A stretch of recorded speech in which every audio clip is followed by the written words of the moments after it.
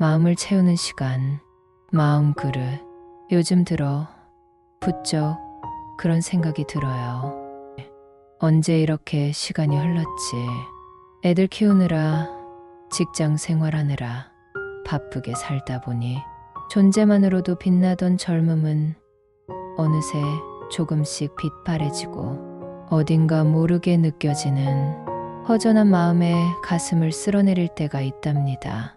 거울을 보면 예전엔 잘 안 보이던 주름도 눈에 띄고 몸도 예전 같지 않아서 이제 나도 나이가 드는구나 하는 생각이 들 때가 많지요. 그래, 지금까지도 잘 살아왔고 앞으로도 괜찮을 거야. 하지만 나를 다독이는 생각은 썩 오래 가지 않고 불현듯 다가오는 불안감에 끝이 보이지 않는 긴 터널을 걷는 듯한 느낌이 들 때가 많지요. 사람들이 많아도 정작 내 마음은 조용히 기대고 싶은 곳을 못 찾겠고 아무도 내 진짜 속마음을 알아주지 못하는 것 같아 속상하기도 하지요. 모두 바쁘게 살아가는 삶의 굴레 속에 있어 고민을 털어놓기엔 또 다른 짐을 얹어주는 것이 아닌가 하는 미안함에 마음을 닫게 되지요. 그럴 때 있잖아요.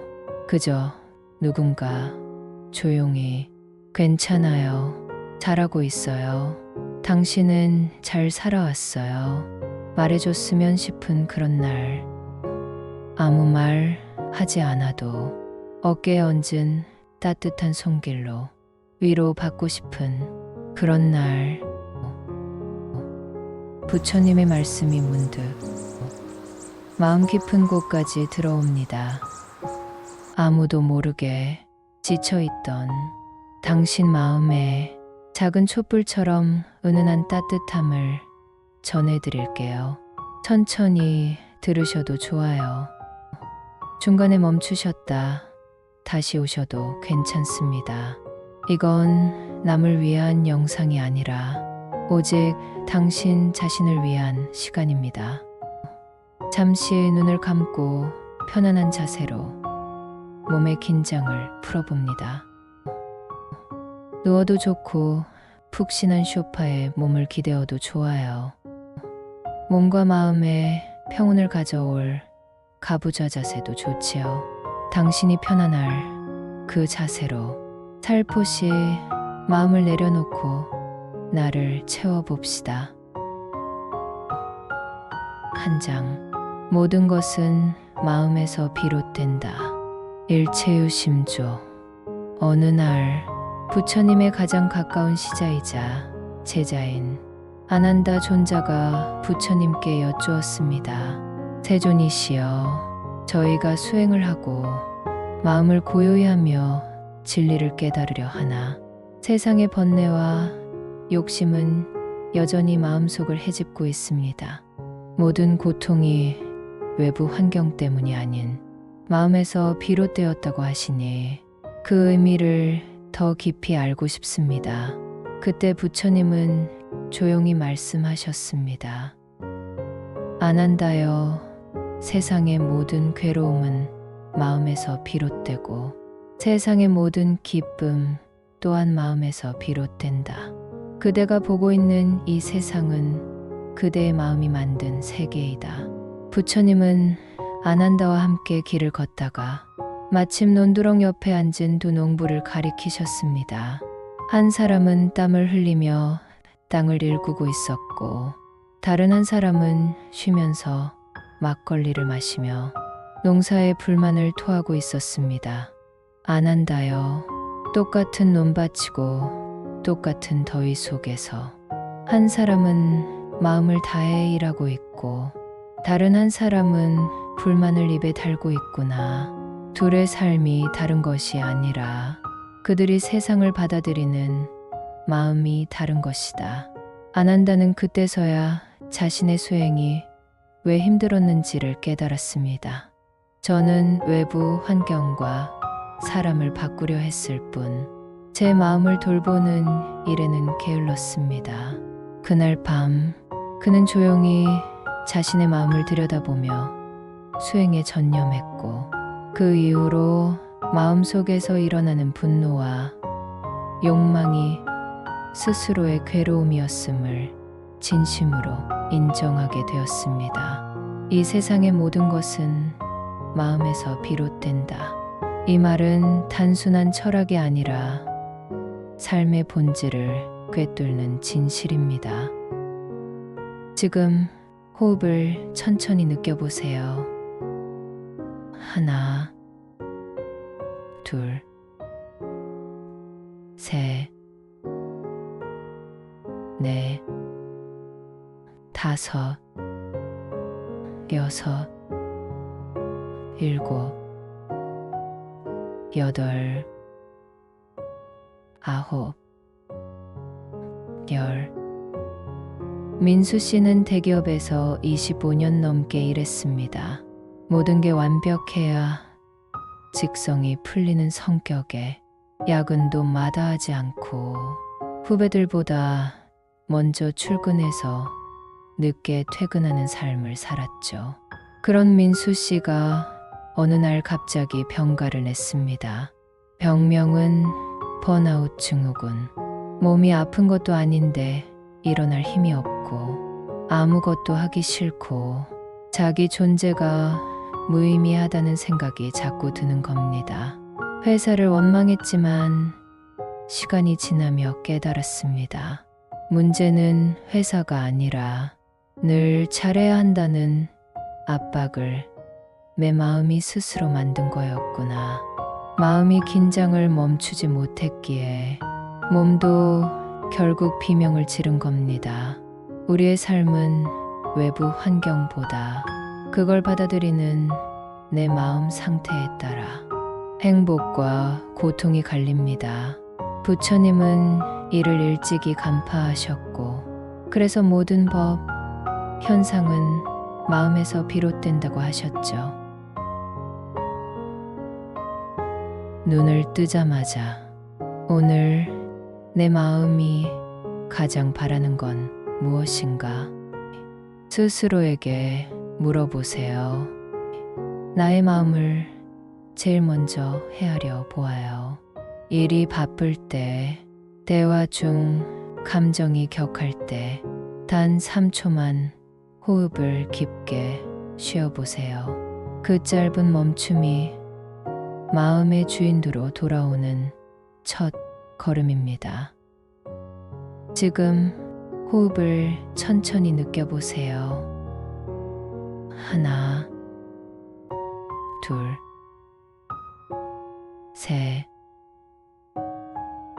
넷, 다섯, 여섯, 일곱, 여덟, 아홉, 열. 그저 내 안에 진짜 나를 바라보세요. 내가 느끼는 감정, 그 한 중심이 아닌 한 발자국 무심히 뚝 떨어져 그저 바라보세요. 2장. 삶은 더 덥고 무상하다. 재행무상. 모든 것은 변한다. 변하지 않는 것은 없다. 한 제자가 부처님께 여쭈었습니다. 세존이시여, 제가 소중히 여기던 친구가 갑작스레 세상을 떠났습니다. 이 마음의 슬픔을 어떻게 다스려야 하나요? 그 제자는 바로 아난다 존자였습니다. 항상 부처님 곁을 지키던 시자이자 제자였죠. 부처님은 조용히 나무 그늘 아래 앉으며 말씀하셨습니다. 아난다여, 이 세상에 태어난 모든 것은 결국 사라지는 것이니 무상함은 피할 수 없는 진리이니라. 그 말씀과 함께 부처님은 눈앞에 꽃 한 송이를 가리키셨습니다. 이 꽃도 지금은 피어 있지만 머지않아 시들 것이고 너도 나도 언젠가 이 몸을 떠날 것이다. 하지만 이 꽃이 피는 순간의 향기와 아름다움은 우상의 진리를 깨달은 자만이의 온전히 누릴 수 있다. 아난다는 눈시울을 붉히며 고개를 끄덕였습니다. 그는 그제야 떠남이 슬픔의 대상이 아닌 무상의 이치를 배울 수 있는 기회라는 것을 이해했습니다. 그날 이후 아난다는 사라지는 것에 슬퍼하기보다 그 순간을 충분히 누리고 감사하는 수행자가 되었습니다. 혹시 당신도 과거와 추억에 매몰되어 현재의 이 순간을 놓치고 있지는 않나요? 가장 가깝게 나를 생각해주는 이에게 감사와 사랑의 마음보다는 서운함과 원망의 마음을 가지고 있나요?